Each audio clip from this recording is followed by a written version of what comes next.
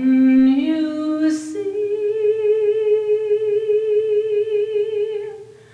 by the dawn's early light what so proudly we hailed at the twilight's last gleaming, whose broad stripes and bright stars through the perilous fight o'er the ramparts we watched were so gallantly streaming. And the rocket's red glow, the bombs bursting in air, gave proof through the night that our flag was still there. Oh, say, does that star-spangled banner yet wave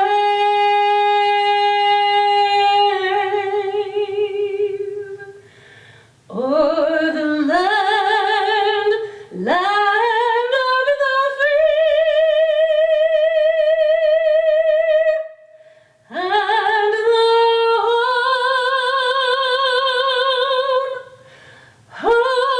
of the brave?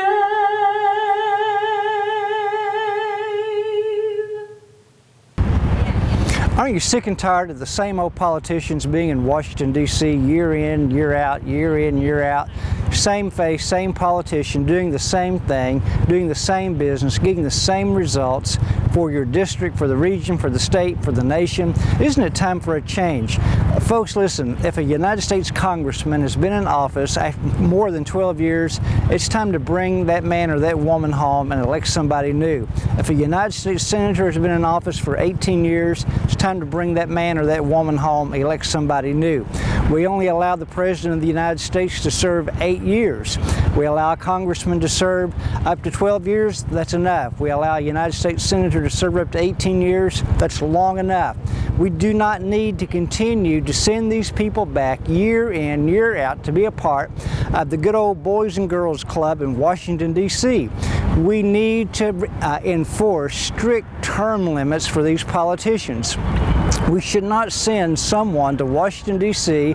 to spend the rest of his life, to stay there in D.C., here in D.C., where he totally becomes oblivious to really what's going on in the district and in the region. Let's work to keep our freedom. We're not maintaining our freedom by electing the same person for 25 or 30 years to service in Washington, D.C. That's not keeping our freedom.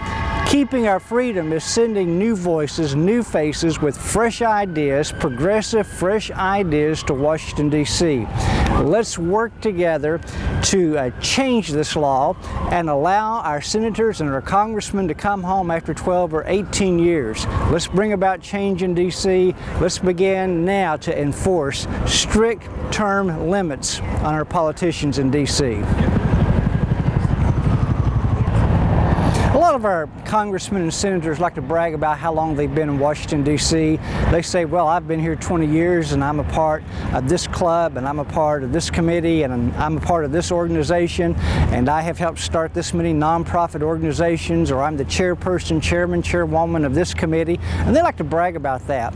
After a while, it starts to be a little bit embarrassing, though, because they've been in Washington, D.C. for 15 years or 20 years or 30 years, and roads back home are falling apart. apart, and bridges back home are crumbling, and people back home are starving to death, and people back in their district or their region are on food stamps, Medicaid, and trying to figure out how they can survive on disabled Social Security, while you have the congressman or the United States senator in Washington, D.C., he's making $170,000 or $180,000 per year, plus all the perks that they get by with in Washington, D.C., and yet they brag about, well, I'm the chairperson of this committee, and if you elect me and keep me elected, I have all this clout in Washington, D.C. Look how far I've arrived. Look how far I've come.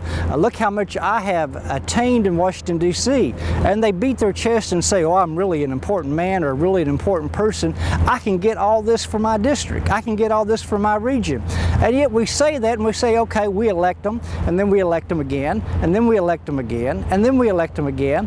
And it's just the same old garbage year in and year out. Employment doesn't change back home. Manufacturing does not move into the district. New businesses are not started. People are still hungry. People can't get off their feet. People can't buy a new house. People cannot hardly survive. And yet you have the same Congress people, the same United States senators, the same politicians, the same old faces that you're putting there year in, year out. We do it year in, year out. We buy the lie. We keep putting them there and nothing changes. Friends, it's time for us to enforce term limits on United States Congress people, on United States senators. We do it for the United States President, 8 years, and you're done. 12 years and you should be done as a congressman. 18 years and you should be done as a United States senator. We should be sick and tired of hearing all of this rhetoric year in and year out. I'm the chairperson of this, I'm the chairperson of that. Look at all of this clout that I have in D.C., and yet back home people are hungry. Back home people can't buy a house. Back home people can't afford to send their kids to college. Back home people can't afford to go to the doctor. Back home people can't afford a prescription. Medical care just gets higher. College education continues to get higher. The cost of living just continues to be higher. People can't afford to go to the grocery store, and yet we continue to hear the same old rhetoric year in, year out. Every election, it's the same old thing. We elect the same old people and we get the same old results. Friends, let's vote them out. Vote these people out and elect some new faces. It's time for new blood in Washington, D.C. If they've been there more than 12 years as a congressman or 18 years as a United States senator, it's time to vote those people out. Vote somebody in with a fresh face, fresh ideas, with some progressive ideas to help our country. Folks, our country needs help. Our country is not doing so great.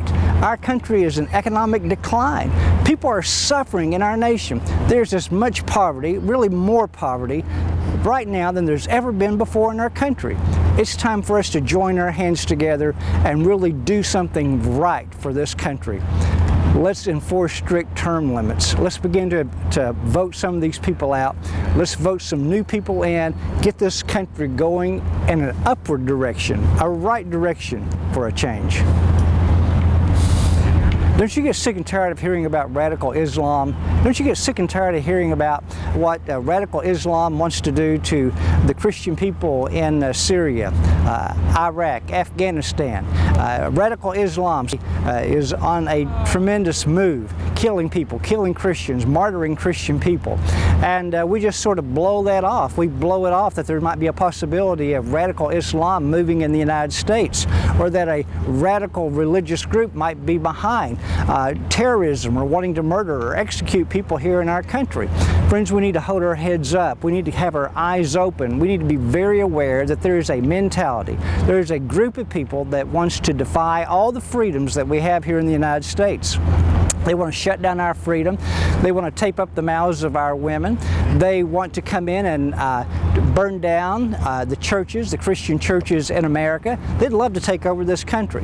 Now, friends, I'm all for the freedom for those who are members of Islam to worship freely here in our country, just as I am for the Baptists and the Methodists and the Catholics and those who are of the Hindu religion to have freedom to worship in our country.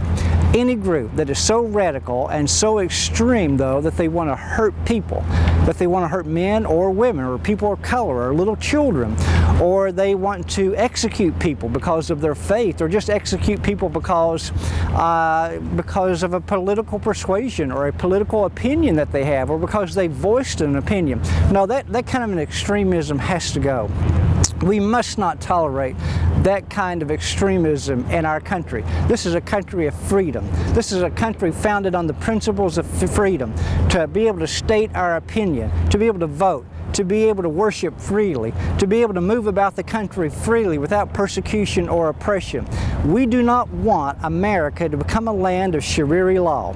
We do not want the United States to be a land of radical Islam or any kind of radical religious extremist point of view that is on the move to dominate and hurt people. That's not what America is about. America is about freedom of religion, freedom of church, freedom to preach the gospel, freedom to preach any religion if it does not hurt or oppress or persecute or try to execute other people. We must have that freedom to worship and to preach freely and talk freely and speak freely here in our country without fear of oppression, execution, or persecution. Let's keep America free. Let's keep our eyes open, though, to the movement, to this dark movement that's in our world, this terroristic group that wants to hurt Christian people, and they want to hurt other religious people. They hurt themselves, they hurt others. Let's keep our eyes open to that. We cannot elect shallow politicians. We cannot have people in Washington, D.C. that do not have any backbone to stand up to these terroristic groups in our country. People must stand up. We must be willing to fight. And we must have our eyes open to protect our country against any kind of extremism like that.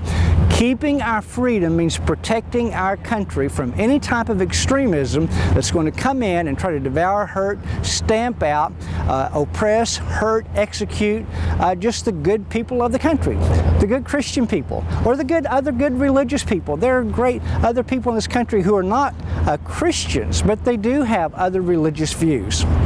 And America must have the freedom to have different religious views. That's what America is about, freedom of religion, separation of church and state.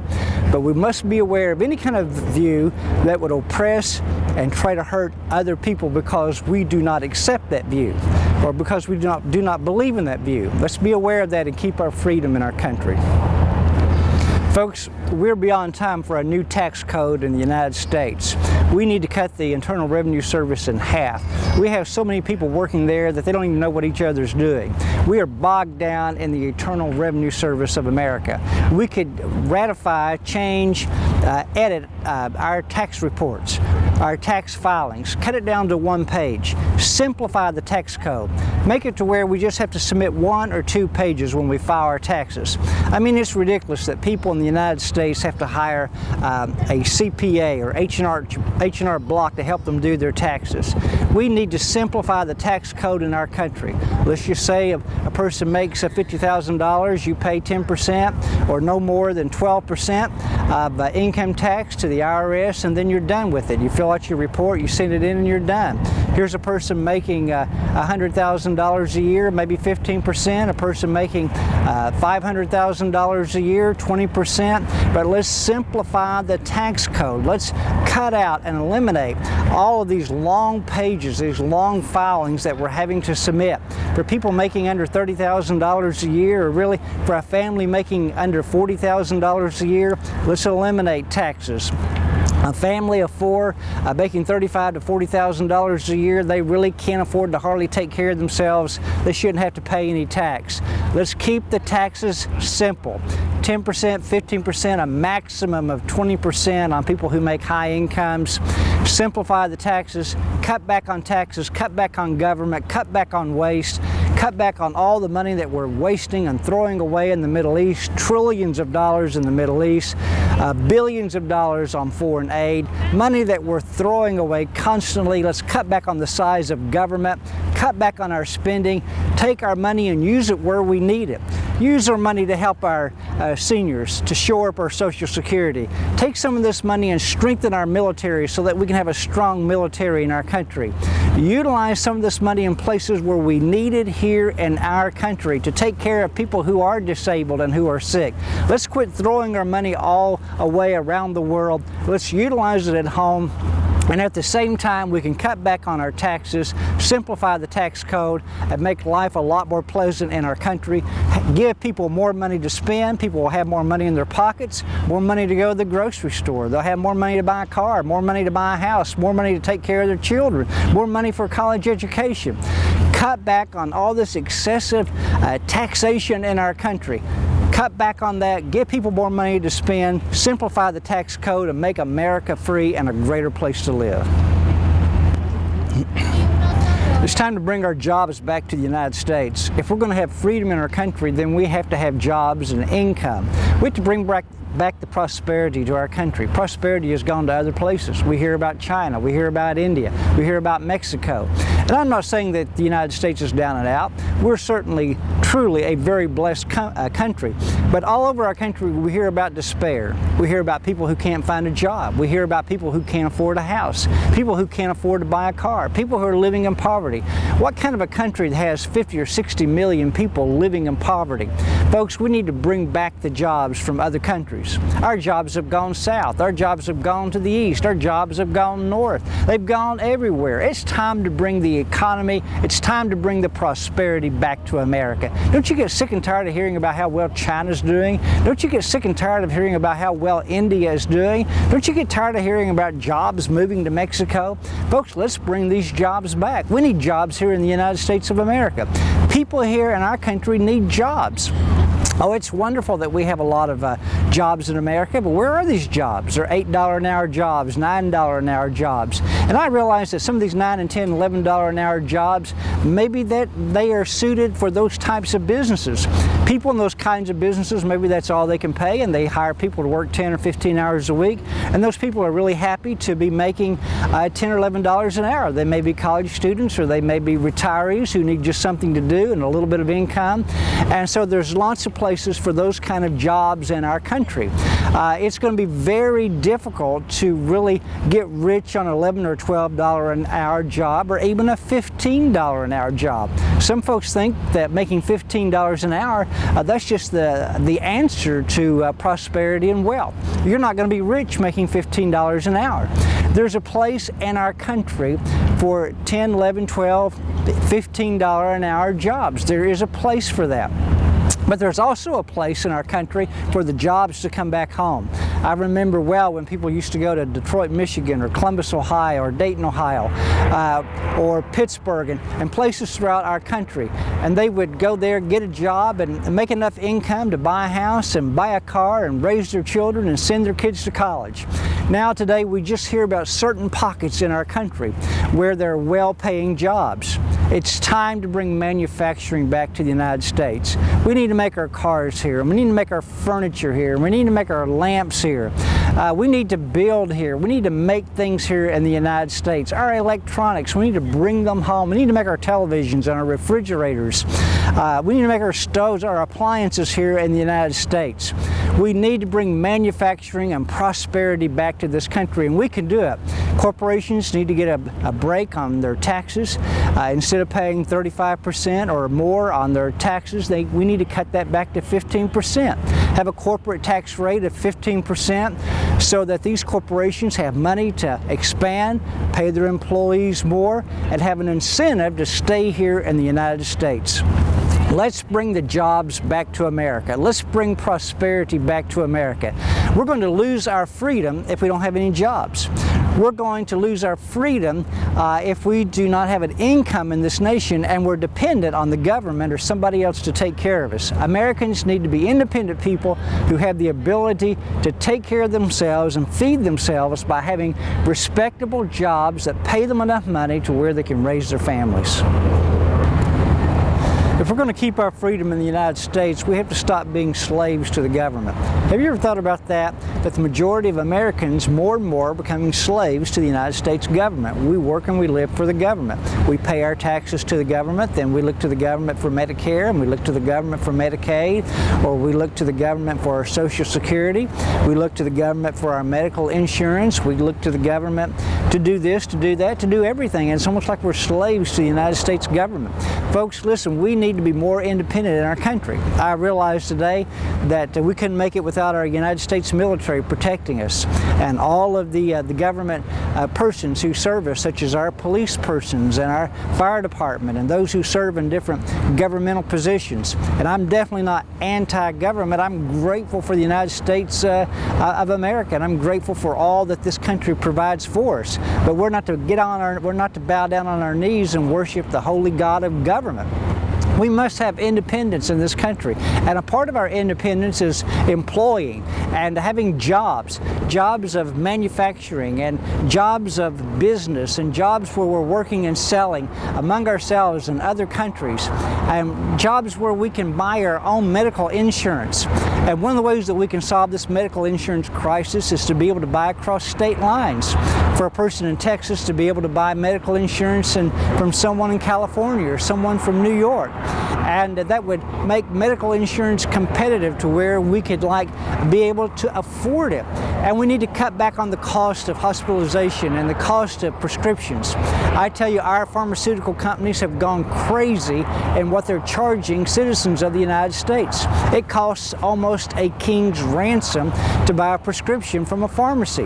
What's going to happen? Well, the point in time is going to come where we're going to have to deregulate our prescriptions and our pharmaceutical sales, and people are going to be able to buy from Canada or good old Mexico. Can you imagine ordering or getting your prescription from Tijuana or from Cancun, or getting your prescription from Canada? I'd be perfectly comfortable getting my prescriptions from Canada. But that's what's going to happen. That's eventually, one of these days, it's going to be deregulated, and the pharmaceutical companies are going to say, oh, all this money is going outside the country, all this money is going outside the country. Well, the pharmaceutical companies and those who are in charge of what's going on in our hospitals and healthcare costs today need to stand up and take notice that that day and time could come when a lot of our costs and a lot of our expenses could start going outside of our country, and that could have a tremendous impact upon America today. Why don't you, as pharmaceutical companies, begin to make prescription drugs more affordable today? Stop robbing the American people. Stop robbing the medical insurance companies. Those of you who are in positions in the hospitals, the CEOs and the hospital boards, quit robbing the American people. Stop charging so much for health care. You're bankrupting the American people. You're bankrupting the medical insurance companies of America. You need to begin to cut some costs. This would enable us as Americans to have greater freedom. Freedom means being able to afford to go to the doctor, freedom to go to the grocery store, freedom to buy a prescription, freedom to be able to take care of ourselves. And many Americans have gotten to the point and place in their lives where they can no longer take care of themselves. They can't provide for their medicine. They can't provide for their medical care. They can't afford to feed themselves. And so what do? They have to look to Big Brother. They have to look to the government. They have to look to Medicare. They have to look to Medicaid. And the government is just getting deeper and deeper and deeper, more trillions of dollars and more trillions of dollars in debt. Folks, it has to stop. And one of the ways it could stop is for us to begin to cut some of these costs. Hospitals and boards and staffs and those who are CEOs and those who are in charge need to begin to look at ways that they can cut costs. And the pharmaceutical companies, they need to begin to look at ways that they can cut some of their costs. And it needs to trickle down to the American people and make it possible for the American people to be able to afford to go to the hospital, to the doctor, or to pick up a prescription drug. And we need to alleviate some of this dramatic pressure that's being placed on government today. We just pass the bill on to the government. We say, here's a bigger Medicare bill, here's a bigger Medicaid bill, here's a bigger hospital bill, here, government, you pay it. And the government is going to throw up their hands, and already right now they're saying, no, we can't pay all that. We can't pay all that. We can't pay that much.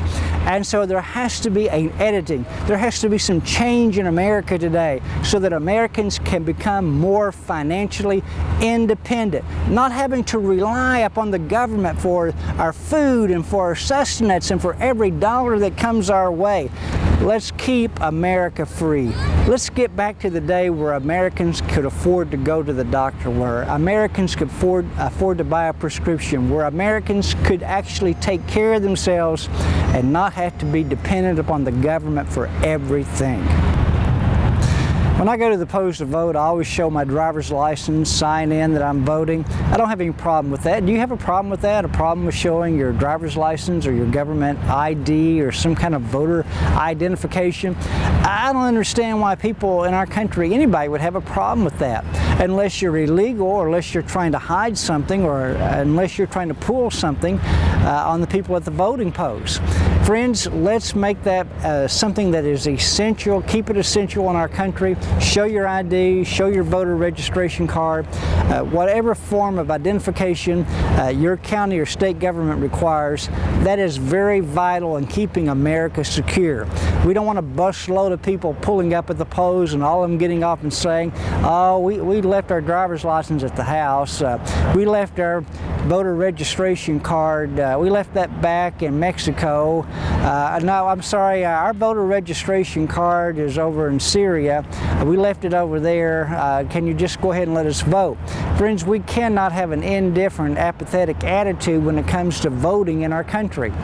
Let's make that a lifelong national priority for every state and every place for voter identifications, voter registration to occur, and for people to identify themselves when they show up at the polls to vote. I am so glad the White House, right over my shoulder here where the President of the United States and his family live, I am so glad that we do everything that we can to keep them safe. They deserve to be protected and kept safe. And I've been all around the White House, walked around it, and I know there's lots of security around the White House. Not only is there a fence that people have climbed over before in the past, so we have heard, but there's lots of people around the White House and around the fence, police cars, and they have weapons. They're carrying guns. There's people on the White House grounds, and there's people walking around on the roof of the White House, and they have high-powered rifles, and they have scopes, and they are surveying the area, protecting their president, protecting our president. And folks, we must keep our president and his family safe. Regardless who lives in that White House, we must keep our elected government officials, such as our president and our vice president and our leaders such as this, we must keep them safe. And I am all for all kinds of people swarming around that White House with guns to protect them. But where I live, I don't have Secret Service. I do not have guards standing outside of my house. I do not have police cars driving around my house, and I do not have massive amounts of security. The only security I have is my .357 on my lampstand, or my .45, or my shotgun, and they are loaded, and that's the security that I have. And my wife has access to guns and knows how to shoot a gun very well. And that is our protection.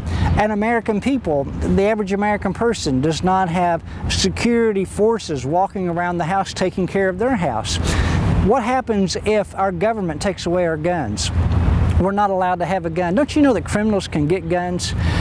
We've made drugs, by and large, illegal here in the United States. Do those who break the law, do they have any trouble getting drugs? They don't have trouble buying drugs. No, there's drugs on the street, and they're shipping drugs in here from Mexico as fast as they can sell them. And people are buying them and taking them. There's drugs all over the United States. Making them illegal has not stopped the spreading of illegal drugs here in our country. If we make guns illegal in our country, do you think that's going to stop guns being sold in our country? No. Mexico will just have a great new source of revenue. They'll start getting guns and selling them to people here undercover in the United States, and criminals will buy them. Criminals buy illegal drugs, and criminals will buy illegal guns.